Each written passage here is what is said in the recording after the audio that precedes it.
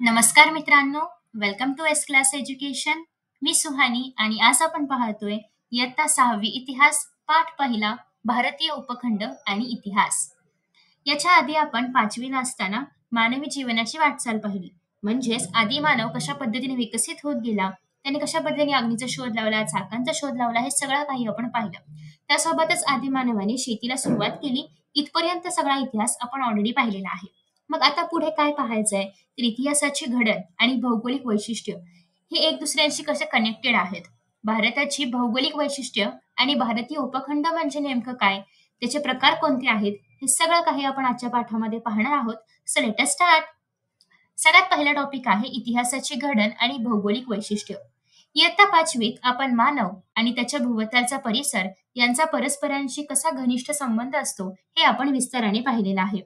आदिमानवाच्या जीवनमानातील आणि तंत्रज्ञानातील बदल त्यांचाही परिसराशी कसा संबंध असतो किंवा त्याच्या बदलांशी कसा संबंध असतो हे आपण पाहिलेलं आहे. सो अश्मयुगीन संस्कृती ते नदीकाठची कृषीप्रधान संस्कृती हा मानवी संस्कृतीचा इतिहास आणि त्याचा प्रवास कसा घडला याचा देखील आपण आढावा घेतलेला आहे. तर आपण काय पाहिलं होतं, की अश्मयुगामध्ये माणूस कसा राहतो किंवा त्याने कशा पद्धतीने भिंतीवरती चित्र काढून ठेवलेली आहेत किंवा त्याने त्याच्यानंतर पुढे लिपीचा विकास कसा झाला, तो कसा लिहू लागला, कसा बोलू लागला, हे सगळं आपण पाहिलं. त्यासोबतच नदीकाठीच का बरं मानवी वस्ती असते? कारण एकतर नदीकाठी सुपीक जमीन असते, मुबलक पाणी असतं आणि त्याच्यामुळे त्या ठिकाणी शेती करणं सोपं असल्यामुळे लोकं तिथेच वस्ती करतात. आणि अशाच पद्धतीने नदीकाठी संस्कृतींचा विकास होतो. मग अशाच प्रकारे हडप्पा संस्कृती कशी विकसित झाली, मोहेंजोदडो संस्कृती कशी विकसित झाली, हे आपण पुढे-पुढे याच पुस्तकामध्ये पाहणार आहोत. इतिहास म्हणजे मानवी संस्कृतीच्या प्रवासामध्ये घडलेल्या सर्व प्रकारच्या भूतकालीन घटनांची सुसंगत मांडणी होय. इतिहास म्हणजे काय? जे घडून गेले ते. इतिहास म्हणजे इतिहास. असं-असं घडलेलं होतं. इति म्हणजे असं-असं आणि घडलेलं होतं. तर अशा प्रकारे जे काही घडून गेले त्याची सुसंगत मांडणी करणं. सुसंगत म्हणजे कालक्रमानुसार. सगळ्यात आधी काय झालं होतं? आधी आदिमानव होता. मग त्याने शोध लावला. मग त्याचा विकास झाला. मग त्याने शेती करायला सुरुवात केली. सो हा एक क्रम आहे ना, की आधी शेती करायला सुरुवात केली, मग आदिमानव, मग शिकारी शिकारी करू लागला. असा काही क्रम आहे का? तर नाही. एक प्रॉपर क्रममध्ये ज्या काही भूतकाळामध्ये घडलेल्या घटना आहेत, त्यांची मांडणी करणं. याला आपण इन शॉर्ट काय म्हणतो आहोत? इतिहास. ठीक आहे? मग आता पुढे असं आहे, की इतिहासामध्ये किंवा इतिहास लिहीत असताना काय-काय महत्त्वाचं आहे?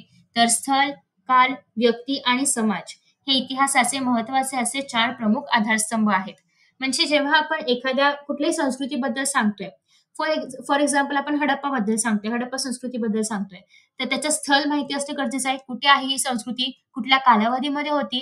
तिथे समाज जीवन कसं होतं? व्यक्तीबद्दल काय सांगायचं आहे? हे सगळं सांगणं महत्त्वाचं आहे. त्याच्यामुळे हे 4 आधारस्तंभ महत्त्वाचे आहेत. तुम्हाला हे एक्झाममध्ये विचारले जातात.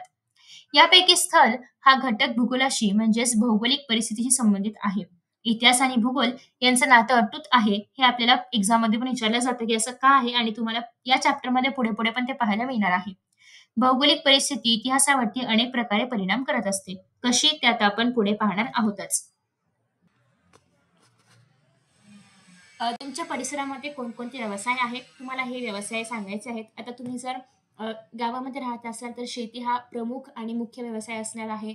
आसपास कुठे कुंभाराची वगैरे वस्ती असेल, तर त्या ठिकाणी मोठ्या प्रमाणामध्ये माती बनवणं असेल सॉरी, मातीची भांडी बनवणं असेल, या सगळ्या गोष्टी होतात.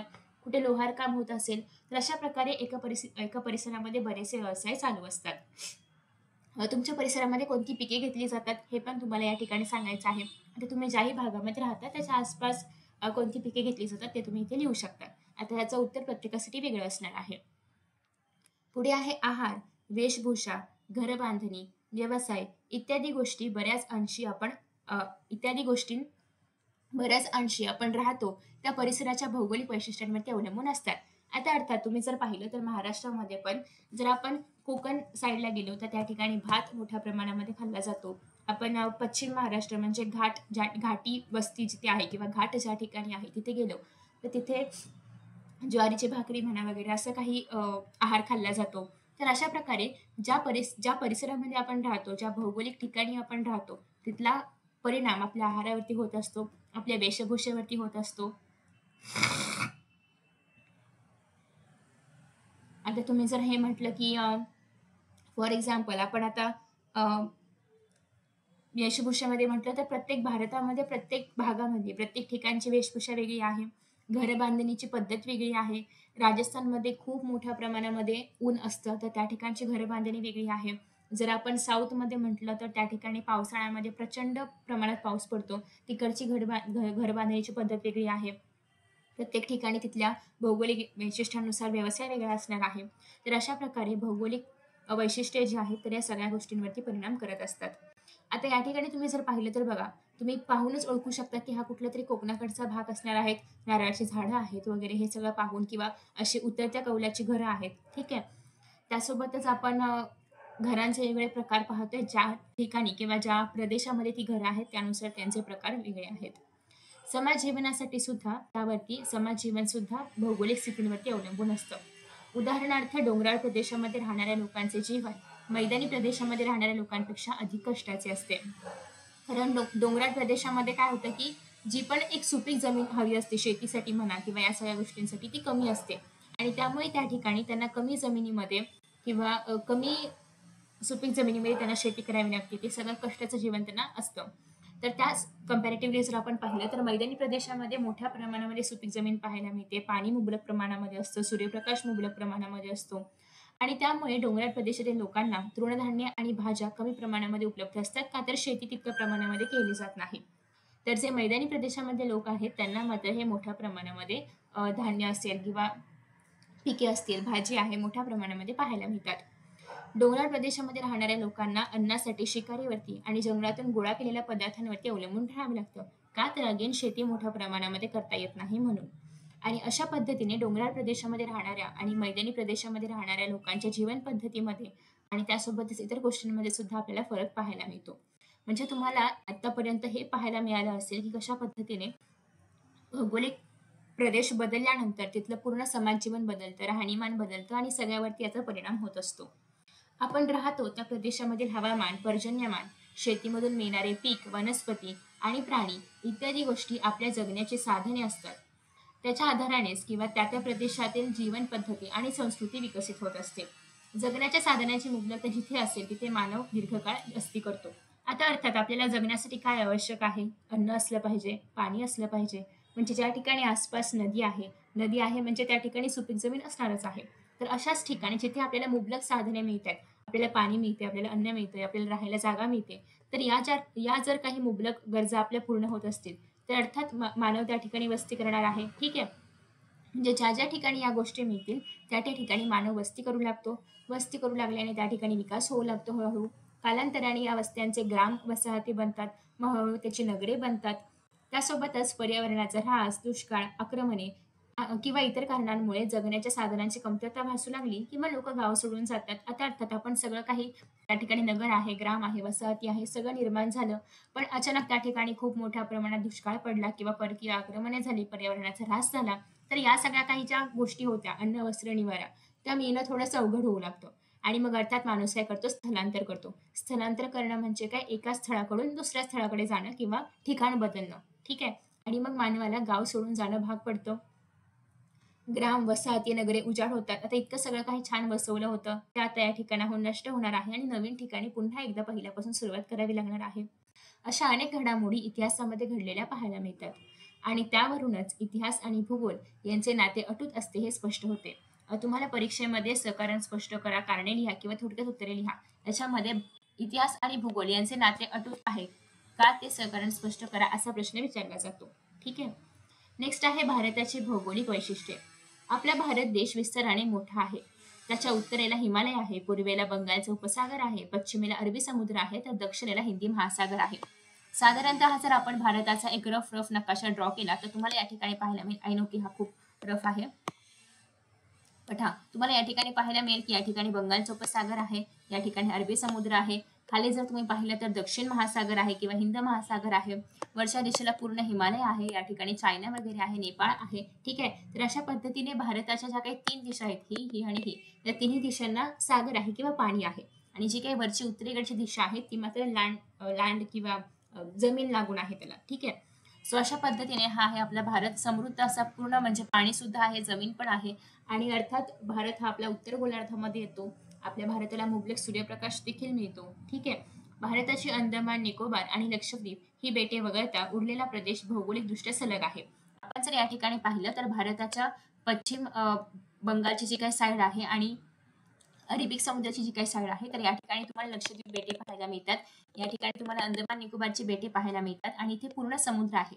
म्हणजे इवन हे दोन्ही लक्षद्वीप असेल किंवा अंदमान निकोबारची बेटे असतील, हे जरी भारताचा भाग असला तरी पण ते भारताशी भूमीने जोडलेले नाहीयेत. इथे मध्ये मोठा समुद्र आहे. ठीक आहे. बाकी सगळे जे काही भारताचे भाग आहेत तर ते भारताच्या मुख्य भूमीला जोडलेले आहेत. प्राचीन भारताचा इतिहास शिकत असताना आपल्याला हा भूप्रदेश लक्षात घ्यावा लागतो. त्याचा उल्लेख आपण प्राचीन भारत असा करणार आहोत. प्राचीन भारत यासाठी कारण प्राचीन भारतामध्ये पाकिस्तान आणि बांगलादेश हे सुद्धा भारताचेच भाग होते. आता मात्र पाकिस्तान आणि बांगलादेश आपल्या भारताचे भाग नाहीत. हे तिन्ही देश आता स्वतंत्र आहेत. ठीक आहे. सो त्याच्यामुळे इथे आपण ज्या भारताचा विचार करणार आहोत तो आपला प्राचीन भारत आहे, जो की 1947 पूर्वीचा आहे. भारतीय इतिहासाच्या जडणघडणीचा विचार केला तर आपल्याला असं लक्षात येतं की भारताचे 6 मुख्य भूप्रदेश आहेत. पहिलं हिमालय, जो की उत्तरेकडे आहे. नेक्स्ट आहे सिंधू, गंगा, ब्रह्मपुत्रा या नद्यांमुळे तयार झालेला जो काही मैदानी प्रदेश आहे तर तो. थरचे वाळवंट मुख्यतः राजस्थानमध्ये येतं. दख्खनचे पठार, याच्यामध्ये आपला महाराष्ट्र, थोडाफार कर्नाटकचा प्रदेश, हे सगळं मिळून जे आहे ते दख्खनचं पठार आहे. समुद्र किनाऱ्याचे प्रदेश आहेत या ठिकाणी अरबी समुद्राकडे असणारे प्रदेश आणि या ठिकाणी बंगालच्या उपसागराकडे म्हणजे उपसागराच्या आसपास असणारे प्रदेश, याला आपण म्हणतो समुद्र किनाऱ्यावरचे प्रदेश. समुद्रातील बेटे आहेत लक्षद्वीप आणि अंदमान निकोबार. ठीक आहे. तर हे सगळे जे आहेत तर ते सगळं मिळून आपला भारत बनतो. म्हणजे आपल्या भारतामध्ये सगळ्या प्रकारचे प्रदेश आढळतात. समुद्र असेल, जमीन आहे, मैदानी प्रदेश आहे, नद्या असतील, हे सगळं काही आपल्या भारताच्या प्रदेशामध्ये आपल्याला पाहायला मिळतं. सगळ्यात पहिल्यांदा आता आपण हे जे काही 6 भूप्रदेश आहेत यांचा टप्प्याटप्प्याने अभ्यास करणार आहोत. पहिल्यांदा आहे हिमालय. या ठिकाणी मॅप जर पाहिला तर तुम्हाला कळेल की हा जो पूर्ण भाग आहे तो काय आहे, हिमालयाचा भाग आहे. ठीक आहे. हा जो पूर्ण भाग आहे राजस्थान मोस्टली याच्यामध्ये येतं. या ठिकाणी आपल्याला थरचे वाळवंट पाहायला मिळतं. हा जो भाग आहे महाराष्ट्र आहे, याच्यामध्ये कर्नाटक आहे, तेलंगणा वगैरे आहे. त्यानंतर खालचा पूर्ण प्रदेश आहे, याला आपण म्हणणार आहोत दख्खनचे पठार. हे जे किनारपट्टीवर असणारे प्रदेश आहेत, समुद्र किनारपट्टीवर असणारे प्रदेश, ते आपल्याला पाहायला मिळतात. तर अशा प्रकारे मैदानी प्रदेश वगैरे आहे, हे सगळं काही आपल्याला भारतामध्ये पाहायला मिळतंय. तर त्यातल्या त्यात आता आपण सगळ्यात पहिल्यांदा हिमालय पर्वत पाहणार आहोत. हिमालय, हिंदुकुश व हिमालय पर्वतांमुळे भारतीय उपखंडाच्या उत्तरेला एक अभेद्य अशी भिंत लाभलेली आहे. या ठिकाणी जर आपण पाहिलं तर भारताच्या उत्तरेकडे पूर्ण असा हिमालयाची पर्वत रांग आहे. ठीक आहे. एक म्हणजे अनेक पर्वतरांगा आहेत, हिमालयाच्या अनेक पर्वतरांगा पाहायला मिळतात. आणि याच्यामुळे असं वाटतंय की हिंदुकुश पर्वत जो आहे या ठिकाणचा आणि हा जो हिमालय आहे याच्यामुळे पूर्ण एक अशी हिमालयाची किंवा एक हिमाची भिंत तयार झालेली आहे. कारण पूर्ण आपण पाहतोय की उत्तरेकडचा जो काही भाग आहे प्राचीन भारताचा, त्याला पूर्ण असं एक प्रोटेक्शन लाभलेलं आहे. कोणाचं? हिमालयाचं किंवा हिंदुकुश पर्वताचं. ठीक आहे. आणि या भिंतीमुळे भारतीय उपखंड मध्य आशियातील वाळवंटापासून अलग झालेला आपल्याला पाहायला मिळतो. मात्र हिंदुकुश पर्वतातील खैबर, बोलान या खिंडीमधून जाणारा खुष्कीचा व्यापारी मार्ग आपल्याला पाहायला मिळतोय. आता या ठिकाणी जर आपण पाहिलं तर हिंदुकुश पर्वतामध्ये हे जे बोलान आहे, जे खैबर आहे, तर या ठिकाणी आपल्याला खिंड पाहायला मिळते. आणि इथून जो काही मार्ग जातो किंवा इथून जो काही रस्ता आहे त्याला आपण म्हणतो खुष्कीचा मार्ग. त्याला खुष्कीचा वगैरे का म्हणतात हे सगळं आपण पुढे पुढे पाहणार आहोत. मध्य आशियामधून जाणाऱ्या प्राचीन व्यापारी मार्गाशी तो जोडलेला आहे.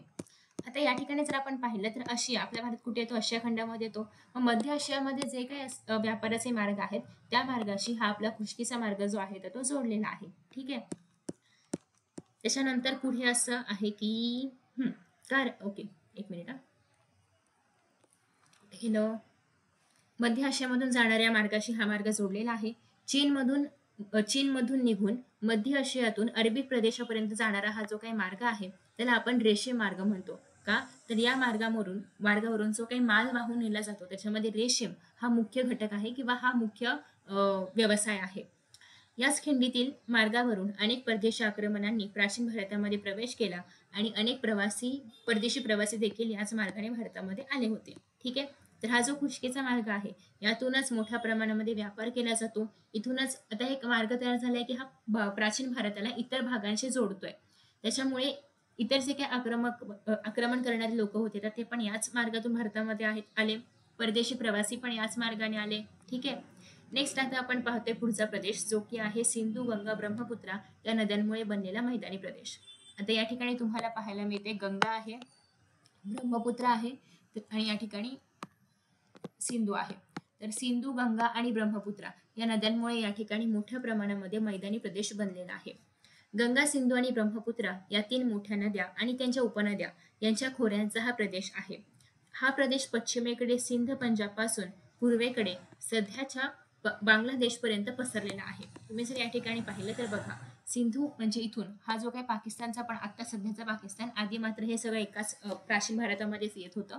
तर इथून जर आपण पाहिलं तर सिंधू पाकिस्तान पासून, गंगा आपल्या भारतामध्ये आणि ब्रह्मपुत्रा या ठिकाणी नेपाळ, भूटान यासारख्या प्रदेशामध्ये पण आपल्याला पाहायला मिळते. तर हे सगळे प्रदेश जे आहेत तर ते जोडलेले आहेत आणि या सगळ्या भागामध्ये हा आपला प्रदेश, मैदानी प्रदेश जो आहे तो विस्तारलेला आहे. भारतातील सर्वाधिक प्राचीन नागरी हडप्पा संस्कृती आणि त्यानंतरची प्राचीन गणराज्ये आणि साम्राज्ये याच प्रदेशामध्ये उदयास आली. कारण सांगायला नको, कारण इतक्या मोठ्या नद्या आहेत, आसपास इतकी सुपीक जमीन असणार आहे, त्याच्यामुळे लोकांनी या ठिकाणी वस्ती केली आणि हळूहळू याची नगरे बनली, वस्त्यांची नगरे बनली, साम्राज्य बनली, गणराज्य बनली. ठीक आहे. आफ्रिका खंडातील सहारा वाळवंट हे जगातील सगळ्यात मोठं वाळवंट आहे. हे तुम्हाला एकाव्या जागाभरामध्ये वगैरे विचारलं जाऊ शकतं. आता आपण पाहतोय थरचे वाळवंट. थरचे वाळवंट राजस्थान, हरियाणा आणि गुजरात या तिन्ही भागांमध्ये किंवा प्रदेशांमध्ये विस्तारलेला आहे. या ठिकाणी आपण नकाशामध्ये पण पाहू शकतो की गुजरातचा काही भाग आहे, राजस्थानचा भाग आहे आणि वरती जर आपण पाहिलं तर हरियाणाचा काही भाग या वाळवंटामध्ये येतो. पुढे आहे त्याचा काही भाग आजच्या पाकिस्तानामध्ये सुद्धा आहे. उत्तरेला सतलज नदी आहे, पूर्वेला अरवली पर्वताच्या रांगा आहेत, दक्षिणेला कच्छचे रण आहे आणि पश्चिमेला सिंधू नदी आहे. तर या ठिकाणी जर आपण पाहिलं तर थळच्या वाळवंटाच्या पूर्वेला या ठिकाणी काय आहे, अरवली पर्वताच्या रांगा आहेत, वरती सतलज नदी आहे, या ठिकाणी कच्छचे रण आहे किंवा कच्छचे रण ज्याला आपण म्हणतो दक्षिणेला तर ते आहे. हिमाचल प्रदेशात उगम पावणारी घग्गर नावाची नदी थरच्या वाळवंटामध्ये पोहोचते. तुम्ही जर या ठिकाणी पाहिलं तर इथे तुम्हाला घग्गर नदी पाहायला मिळते. तर हिमाचलमध्ये उगम पावलेली नदी आहे ही घग्गर नदी. आफ्टर दॅट नेक्स्ट आहे पाकिस्तानमध्ये तिला हाकरा या नावाने ओळखतात आणि हीच जी घग्गर नदी आहे ती बघा ती पुढे पाकिस्तानमध्ये जाते आणि तिला पाकिस्तानमध्ये गेल्यानंतर आपण हकरा नदी या नावाने आपण तिला ओळखतो. ठीक आहे. नेक्स्ट आहे राजस्थान आणि पाकिस्तानमधील तिचे पात्र आता कोरडे पडलेले आहे. त्या कोरड्या पात्राच्या प्रदेशामध्ये हडप्पा संस्कृतीची स्थळे विखुरलेली आपल्याला पाहायला मिळतात. आता काय झालं होतं की या ठिकाणी ऑलरेडी आधी हडप्पा संस्कृती होती, मग पुढे काही नैसर्गिक आपत्तींमुळे ती हडप्पा संस्कृती नष्ट झाली, पण तिचे अवशेष अजूनही आहे आणि ते नदीच्या पात्राच्या खाली आपल्याला पाहायला मिळतात. मग जेव्हा हे पात्र कोरडं असतं तेव्हा खाली आपल्याला असे काही अवशेष वगैरे पाहायला मिळतात. पुढे आहे दख्खनचे पठार. एका बाजूस पूर्व किनारा आणि दुसऱ्या बाजूस पश्चिम किनारा आणि यांच्यामध्ये असणारा हा जो काही भारताचा भूप्रदेश आहे तर हा दक्षिणेकडे निमुळता होत गेलेला पाहायला मिळतो. तर बघा या ठिकाणी पश्चिम किनारपट्टीचा भाग आहे, या ठिकाणी पूर्व किनारपट्टीचा भाग आहे आणि निमुळता म्हणजेच काय तर खाली हा भाग असा कमी कमी कमी कमी होत जातोय, याला आपण म्हणतोय निमुळता भाग आणि सगळं मिळून जे बनतोय त्याला आपण म्हणतोय दख्खनचे पठार. ठीक आहे. त्याच्या पश्चिम बाजूला अरबी समुद्र आहे, दक्षिणेला हिंदी महासागर आहे आणि पूर्वेला काय आहे बंगालचा उपसागर आणि तिन्ही बाजूंनी पाण्याने वेढलेला हा जो काही भूभाग आहे तो एका त्रिकोणी सुळ्यासारखा पाहायला मिळतो. सुळा माहिती आहे ना, असं काहीतरी टोकदार वस्तू, तर त्याप्रमाणे हा भाग जो आहे तर हा खाली असा सुळ्यासारखा पाहायला मिळतोय. ठीक आहे. आणि त्याच्यामुळेच त्याला आपण भारतीय द्वीपकल्प असेही म्हणतो. एक्झाममध्ये प्रश्न विचारला जातो की कोणत्या भागाला भारतीय द्वीपकल्प म्हणतात किंवा भारताच्या भूप्रदेशाला द्वीपकल्प असं का म्हटलं जातं. ठीक आहे. भारतीय द्वीपकल्पाचा बहुतांश भाग हा दख्खनच्या पठाराने व्यापलेला आहे. दख्खन पठाराच्या उत्तरेकडे सातपुडा आणि विंध्य पर्वतरांगा पसरलेल्या पाहायला मिळतात. तर याच्या वरती जर आपण पाहिलं तर या ठिकाणी सातपुडा पर्वतरांगा आहे, विंध्य पर्वतरांगा आहे. ठीक आहे. ते तुम्हाला नैसर्गिक नकाशामध्ये पाहायला मिळेल. हा आपला जो नकाशा आहे तर हा कसा आहे, प्राकृतिक आहे. या ठिकाणी फक्त आपल्याला मुख्य मुख्य घटक, राज्य असेल, राजधानी असेल, मुख्य प्रदेश जे आहेत तर तेवढेच दाखवले जातात, रस्ते आणि नद्या वगैरे. ठीक आहे. त्याच्यानंतर पुढे असं आहे की ठीक आहे, सो त्याच्या पश्चिमेला सह्याद्रीच्या पर्वतरांगा आहेत, त्याला पश्चिम घाट असं पण म्हटलं जातं. सह्याद्रीच्या पश्चिम पायथ्याशी कोकण आहे, मलबारच्या किनारपट्टीचा प्रदेश आहे. तुम्ही जर या ठिकाणी पाहिलं, हा जो पूर्ण भाग आहे पश्चिमेकडचा पश्चिम किनारपट्टीचा त्याला आपण म्हणतो पश्चिम घाट. या ठिकाणी सह्याद्रीच्या पर्वतरांगा आहेत, खाली मलबारचा काही भाग आहे. ओके. आफ्टर दॅट पुढे असं आहे की सह्याद्रीच्या पश्चिम पायथ्याशी कोकण आहे आणि मलबार किनारपट्टीचा भाग आहे. दख्खन पठाराच्या पूर्वेकडे जर आपण पाहिले तर त्याला आपण पूर्व घाट असं म्हणतो. अर्थात किनारपट्टी आहे म्हटल्यानंतर जमीन सुपीक असणारच आहे आणि सुपीक जमीन म्हटले की त्याच्या आसपास वस्ती असणार आहे. ठीक आहे. आणि तिथे हडप्पा संस्कृतीच्या नंतरच्या काळामध्ये अनेक कृषीप्रधान संस्कृती देखील नांदत होत्या.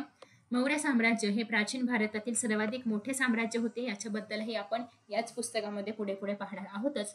आणि दख्खनच्या पठाराचा समावेश या साम्राज्यामध्ये झालेला आपल्याला पाहायला मिळतो. मौर्य साम्राज्यानंतरही इथे अनेक छोटी मोठी राज्ये किंवा साम्राज्ये होऊन गेली. पुढे असं आहे समुद्र किनाऱ्याचे प्रदेश. आता समुद्र किनाऱ्याला लागून जे काही प्रदेश आहेत त्यांचा आपण अभ्यास करतोय. प्राचीन भारतामध्ये हडप्पा संस्कृतीच्या काळापासून पश्चिमेकडे देशांचे व्यापार चालत होता आणि हा जो काही व्यापार आहे तर हा सरकारी मार्ग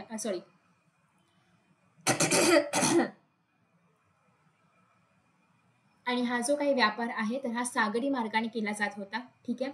कारण किनारपट्टीचा भाग आहे त्याच्यामुळे एका देशाकडून दुसऱ्या देशाकडे काही आयात निर्यात करायचं असेल तर ते पूर्णतः सागरी मार्गातून होत होतं. सागरी मार्ग म्हणजे काय, समुद्रामधून होत होतं. आता हे समुद्रामधून करत असताना या ठिकाणी बंदरे वगैरे होती. बंदरे म्हणजे इट्स लाईक आपण म्हणूया की ते एक स्टेशन सारखं आहे. तुम्ही स्टेशन माहिती असेल ना की ज्या ठिकाणी ट्रेन्स थांबतात, त्याप्रमाणे जिथे सागरी मार्गामध्ये जिथे होडी बोटी थांबतात त्याला आपण म्हणू शकतो की ते बंदर आहे. ठीक आहे. तर या बंदरातून एकमेकांचे हे जे एक दुसरे देश आहेत तर ते एकमेकांशी जोडले गेले होते. नेक्स्ट आहे नंतरच्या काळामध्ये खुष्कीच्या मार्गानेही म्हणजे जमिनीवरूनही व्यापार आणि दळणवळण सुरू झाले. सो आधी मोस्टली सागरी मार्गातूनच हे होत होतं, पण नंतर खुष्कीच्या मार्गाने म्हणजे जमिनीवरून सुद्धा हे जे दळणवळण आहे किंवा जो व्यापार आहे तर हा सुरू झाला. पण अजूनही आपण पाहतो की सागरी मार्ग कायम आहेत, कारण काही देश जे आहेत तर ते प्युअरली सागरी मार्गाने जोडले गेलेले आहेत. आता समुद्रामधले बेटे कोणते कोणते आहेत? अंदमान, निकोबार आणि लक्षद्वीप बेटे. तर अंदमान आणि निकोबार हे तुम्हाला पाहायला मिळते की या ठिकाणी बंगालच्या उपसागरामध्ये आहेत आणि लक्षद्वीप या ठिकाणी अरबी समुद्रामध्ये आहेत. ओके. तसेच लक्षद्वीप हा भारतीय बेटांचा समूह अरबी समुद्रामध्ये आहे. प्राचीन काळाच्या समुद्री व्यापारामध्ये या बेटांचे स्थान महत्वपूर्ण आहे.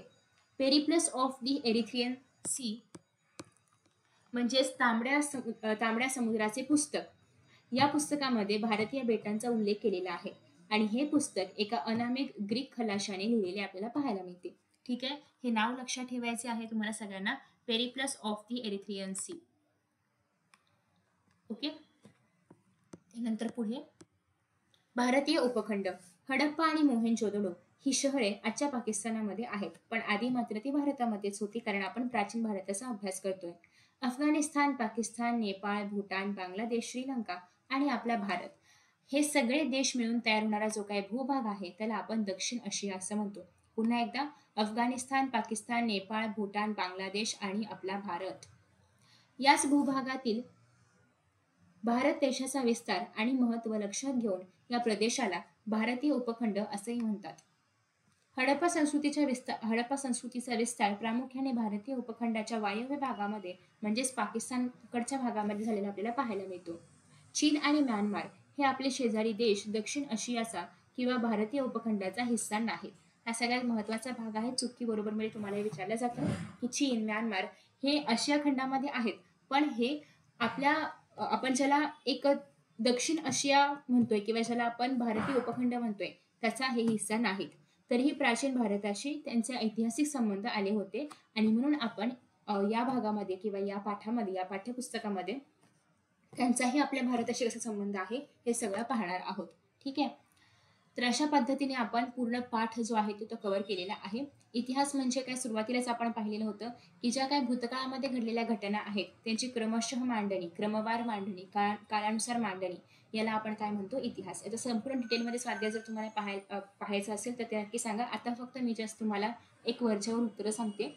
मानवी समाज दीर्घकाळ वस्ती कुठे करतो, तर मोस्टली कुठे करतो, फटाफट उत्तर आली पाहिजेत. कुठे करतो? ज्या ठिकाणी सुपीक जमीन आहे. सुपीक जमीन म्हणजे काय, ज्या ठिकाणी नदी किनारा आहे किंवा ज्या ठिकाणी समुद्र किनारा आहे अशा ठिकाणी वस्ती केली जाते.